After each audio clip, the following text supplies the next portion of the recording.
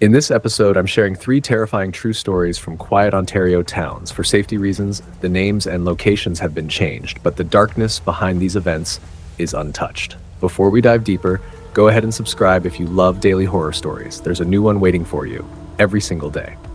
Now, let's begin.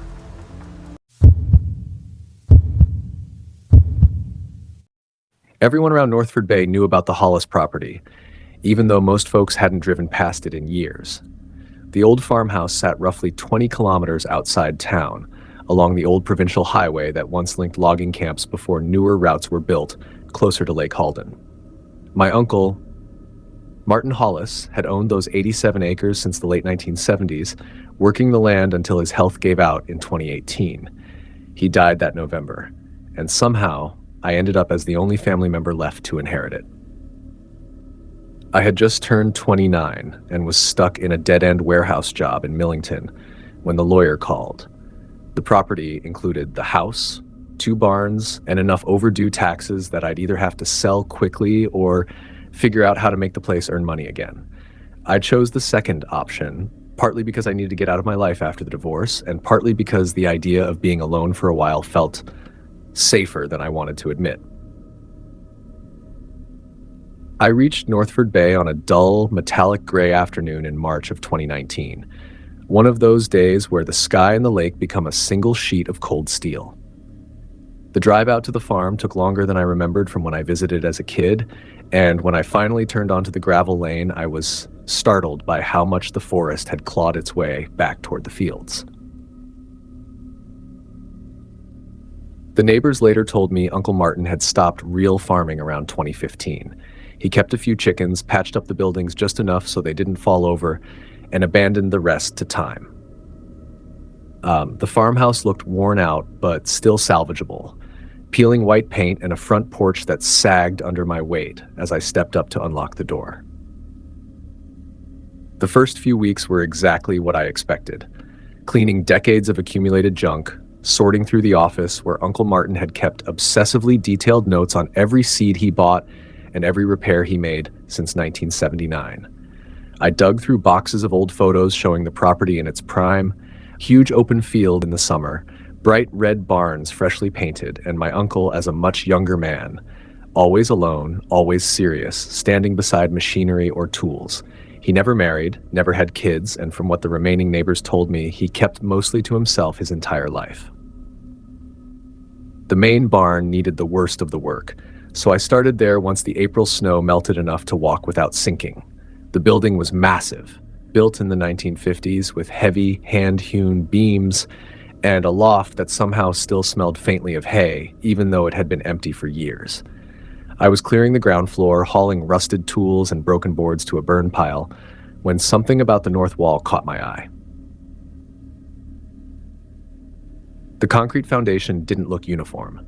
There were seams that didn't line up with the original floor, as if someone had poured new concrete over an older slab. The color was off too, darker, almost rusty in places where water had pooled and dried over the years. I told myself it was probably a repair job Martin had done at some point, reinforcing cracks or fixing drainage. But it nagged at me enough that I mentioned it to Graham O'Neill, a neighbor who lived about 5 kilometers down the road and had known my uncle for 4 decades. Graham came by one Saturday to help me figure out what equipment might still have value. When I showed him the concrete, his face shifted in a way that made my stomach clench. He told me Uncle Martin had poured that section himself during the winter of 1987, said he needed to fix drainage problems. But Graham remembered thinking it was weird that Martin insisted on doing the work alone, at night, right in the middle of one of the coldest February stretches ever recorded. Graham said he'd offered to help, but Martin refused, saying he wanted to work at his own pace. Then Graham added, almost reluctantly, that 1987 was also the year a local mechanic named Aaron Koval disappeared from Northford Bay. He'd fallen in with the wrong crowd, gotten into trouble, and then vanished. Nobody ever turned up. I tried to push the whole conversation out of my head and focus on the work, getting the property in shape to either sell or lease to someone who knew what they were doing. But over the next few weeks, too many things stopped lining up. I found gaps in my uncle's meticulously kept records, long stretches in 1987 with no entries at all, even though he'd logged every tiny expense years before and after. Inside one of his ledgers, I found a newspaper clipping from March 1988 about the Koval case going cold. In the margin, in Martin's sharp handwriting, were the words, "Let it rest." By late May, I couldn't pretend anymore that everything was normal. I started having dreams, the barn, noises under the concrete, shadows shifting in the loft where nothing alive should have been. The isolation that felt comforting in March now felt suffocating. The woods seemed to lean closer each day, and the silence pressed against the house like something waiting. One Tuesday afternoon, feeling ridiculous, I called the Northford Bay Police non-emergency line. I tried to explain I had concerns about an old concrete patch in my barn that might be connected to a missing person case from the 80s. The dispatcher sounded skeptical, but said she'd send someone to take a statement. Detective Lena Ward arrived 2 days later with a younger officer whose name I didn't catch. She listened patiently as I showed them the seams in the concrete, the missing records, the clipping. She took photos and asked questions about my uncle's behavior, whether he'd ever seemed troubled or mentioned Koval.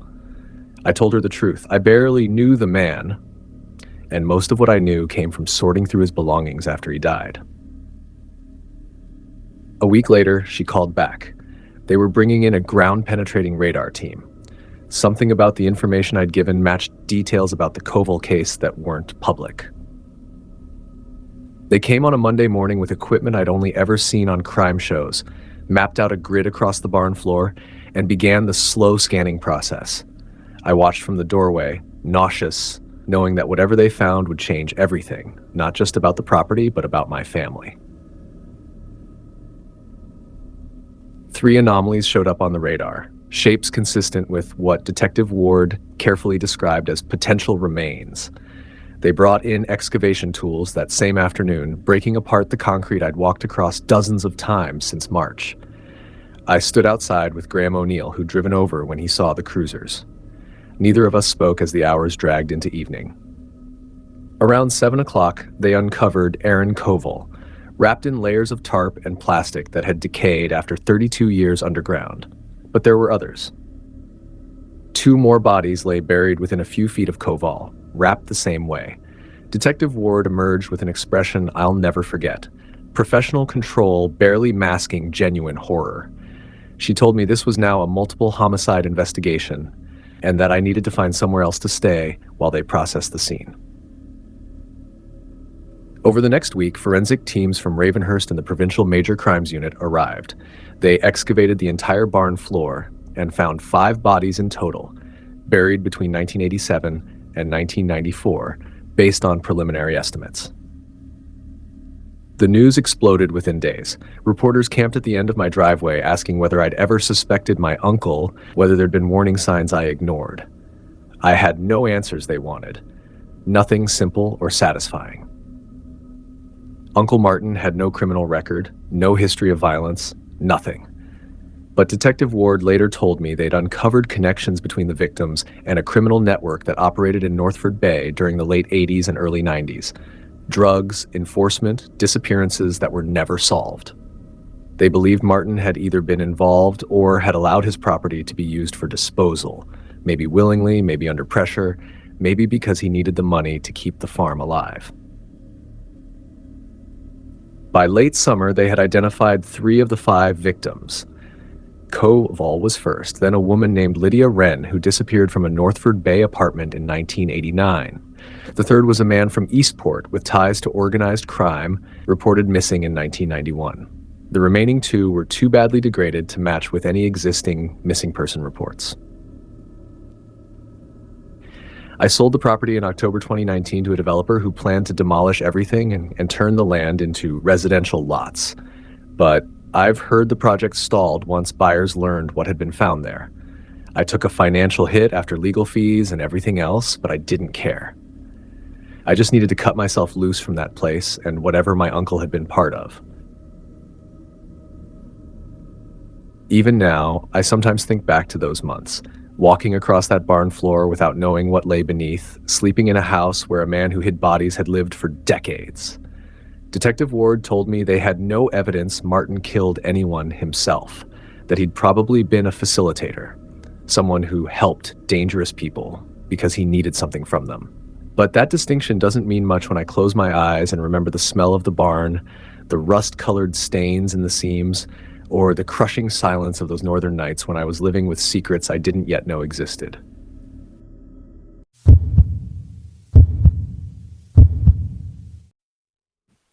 Moving into the Harrington house in Ashford felt like stepping straight into a photograph from another era. The limestone mansion rested on a quiet lane lined with maple trees, a pristine example of Victorian architecture, with tall, narrow windows, ornate woodwork, and a wraparound porch that offered a view of the Silverleaf River just a couple of blocks away. I had been hunting for an affordable rental in Eastern Ontario for months, working remotely for a marketing firm in Mapleton. When the listing appeared in late September 2021, I could hardly believe my luck. 3 bedrooms, original hardwood floors, period details intact, and rent that seemed almost impossible for a property of that size and character. The landlord, an elderly man named Edmund Carrington, told me over the phone that the house had been in his family since it was built in 1858. He preferred renting it to someone who would respect its history rather than trying to modernize it into something it wasn't meant to be. I signed the lease without ever seeing the place in person, which my sister called reckless. But I was desperate to escape my cramped apartment in Mapleton.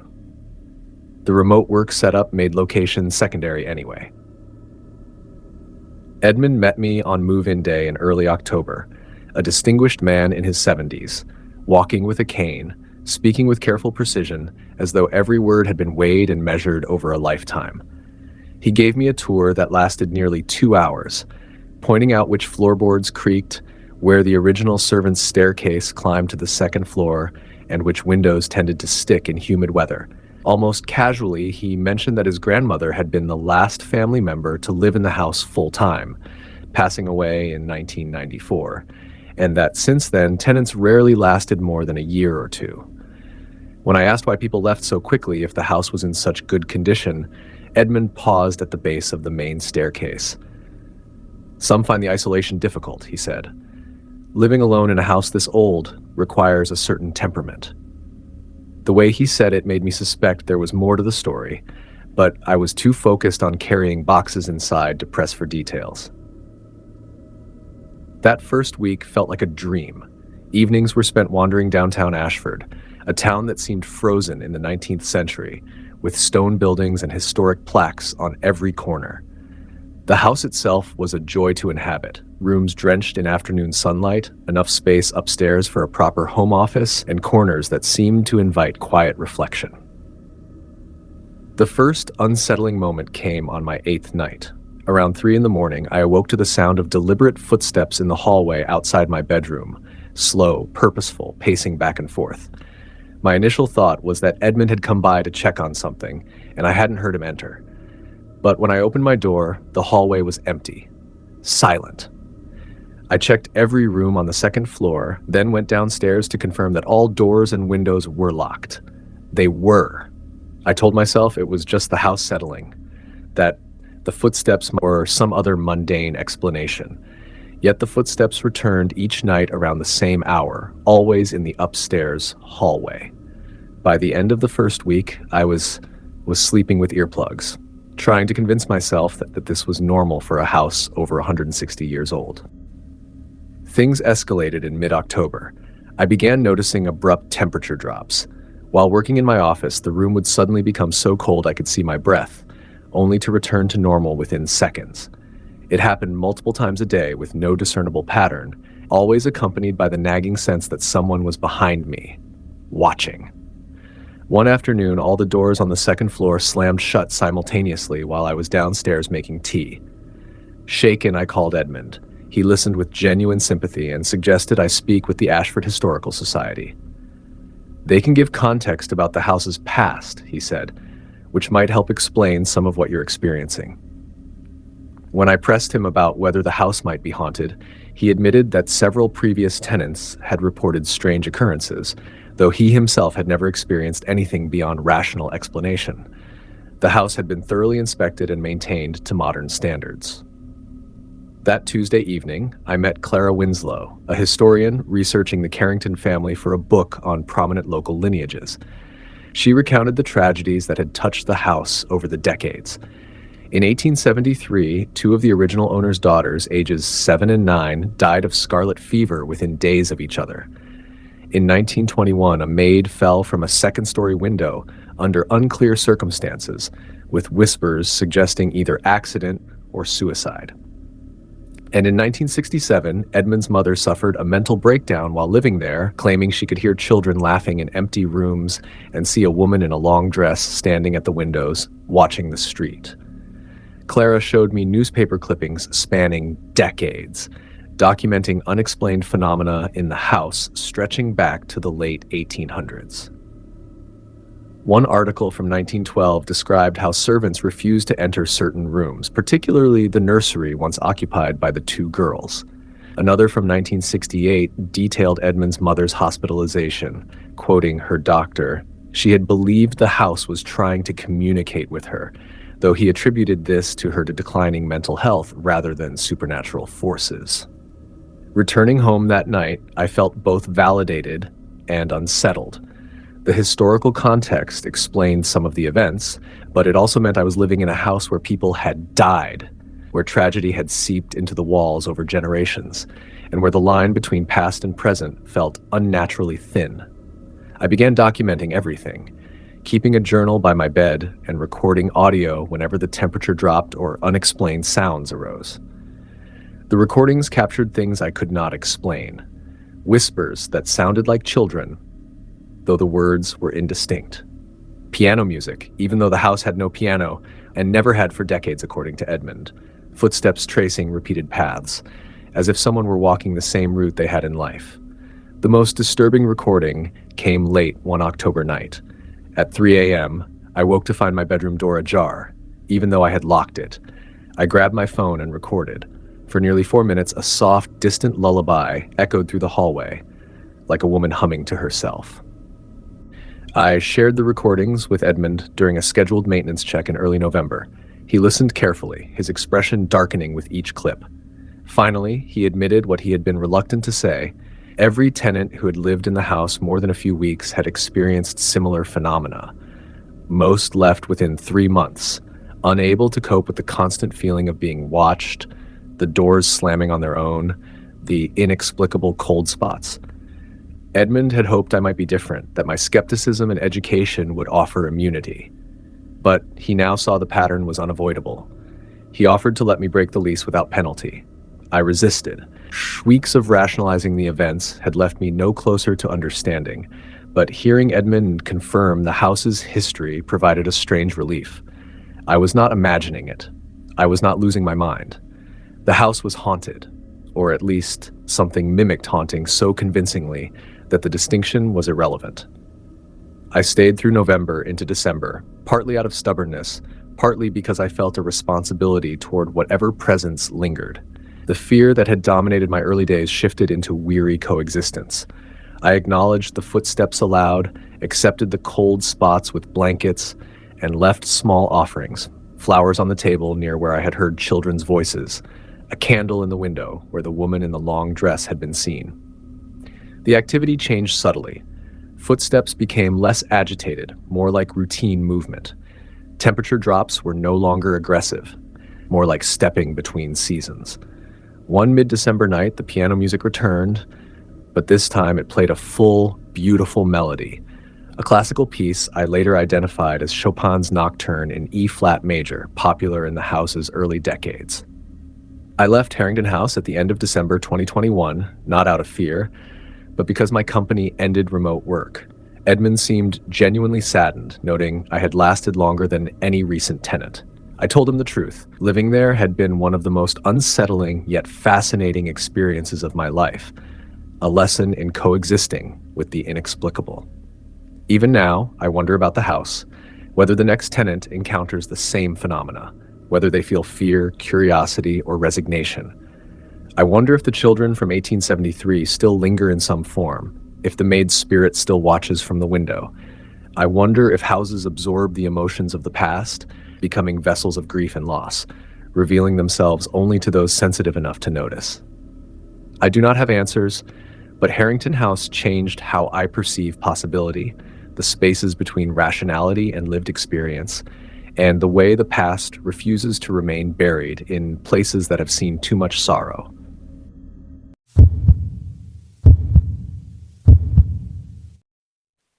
Running a farm in the Glen Ridge area had never meant to be easy.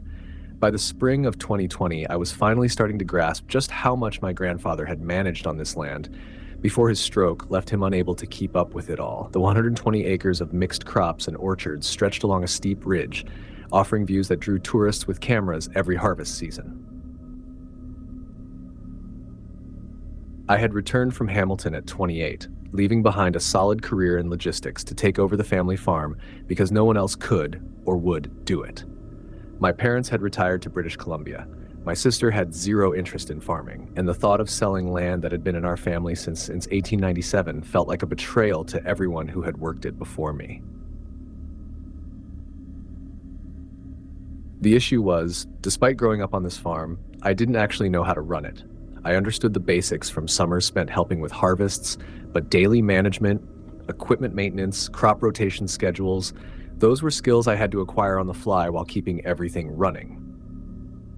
By late April, it was clear I couldn't handle it alone.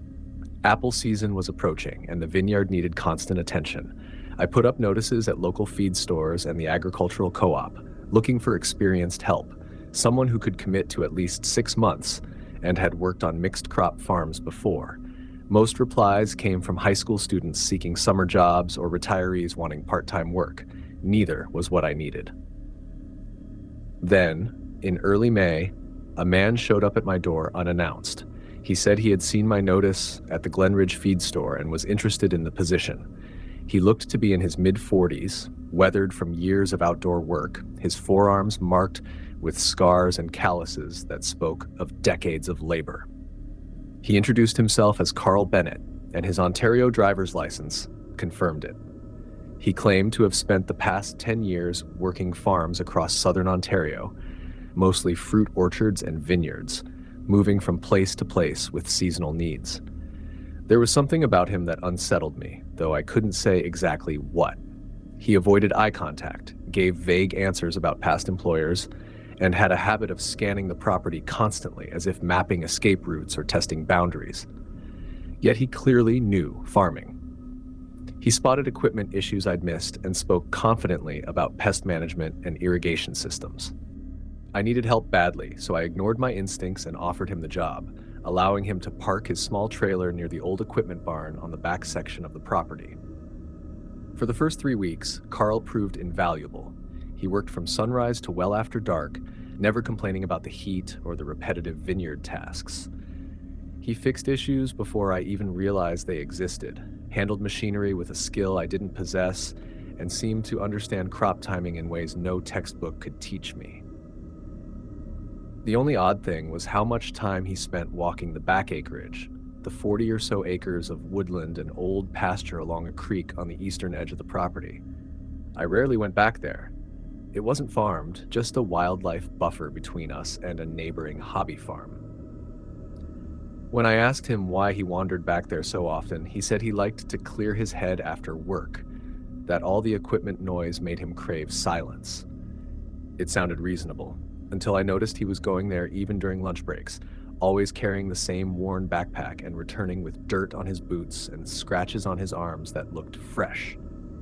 When I mentioned it, he shrugged it off, claiming he knew what he was doing and had worked in wild areas all his life. Things changed in early June. My neighbor, Tom, stopped by to borrow a post hole digger. We were near the main barn, chatting, when the topic turned to a missing person case that had been all over the regional news for 2 weeks. A young woman named Emily Harper had vanished from a winery where she worked in the tasting room. Security footage showed her leaving at night, but never arriving home. Tom mentioned it was the second disappearance in 6 months. Another woman had vanished from a restaurant parking lot in January. Carl, who had been working on a tractor 20 feet away, froze. His back stiffened, and when Tom spoke about the police searching vineyards and woods, Carl dropped the wrench he was holding. The clang echoed through the barnyard. His face went pale, jaw clenched tight, and he muttered something about needing to check his trailer before walking off without looking at either of us. That night, I reviewed everything I knew about Carl. Almost nothing. I had accepted his references without checking. He paid in cash, avoided town, and kept mostly to himself except for his walks in the back acreage. Most alarmingly, he'd appeared right around the time the first woman went missing. I began tracking his movements. His woodland walks grew longer, sometimes stretching 2 hours during lunch, and his backpack always seemed heavier when he returned. One afternoon in mid-June, after he'd gone to town, I followed the path he used through the woods. The underbrush was thick, but a worn trail led to the creek. Near the water, I saw things that didn't belong. Branches arranged to cover something, fresh patches of dug-up soil, trees with tool marks. One area, near a bend in the creek, looked deliberately disturbed.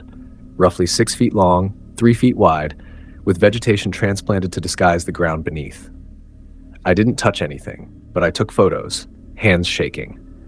That night, Carl avoided me completely. I lay awake until nearly 3 a.m., torn over whether to call the police. But thinking of Emily Harper and the other missing woman, I knew I couldn't ignore it. I called the Glen Ridge Regional Police non-emergency line at 7 a.m. and explained my concerns. By noon, Detectives Anna Clark and her partner arrived. I showed them the photos, described Carl's odd behavior, and his long absences. When they went to his trailer, it was empty. His truck was gone. Detective Clark looked through the window and immediately called for backup. 2 hours later, they had a warrant and entered. I watched as they carried out evidence bags. Later, I learned they found documentation linking Carl to both missing women, including personal items, and a journal detailing his activities over 6 months. Search teams with dogs and ground-penetrating radar focused on the areas I had photographed. By evening, Emily Harper was found shallowly buried in one of the disturbed patches. The second woman, Maria Santos, was discovered 40 feet away 2 days later. Both had been strangled. Carl Bennett, whose real name was Robert Carl Hastings, was arrested 3 days later in Kingston.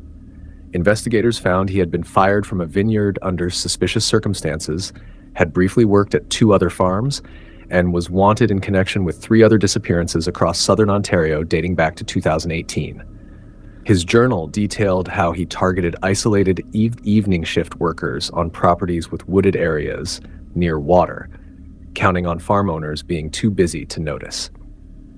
The trial in fall 2021 required me to testify about discovering the disturbed soil and Carl's behavior. He was convicted on 2 counts of first-degree murder and sentenced to life without parole for 25 years. I sold the farm in 2022. I couldn't stay on land where 2 women had been murdered while I carried on with daily life, unaware of their presence. A development company bought it, planning estate homes. It felt fitting, erasing the past, replacing it with something that held no memory of what happened. Sometimes I still hear the clang of that wrench hitting the concrete. The sound that made me first question who I had let onto our family land. And I wonder, how many other farmers hire strangers? Drifters, seasonal workers, unaware of what might be hidden in their woods. The police said reporting my suspicions may have saved lives. But that reassurance doesn't stop the dreams. Dreams where I walk those woods, seeing disturbed soil everywhere, knowing answers lie beneath the ground, answers families should never have to seek.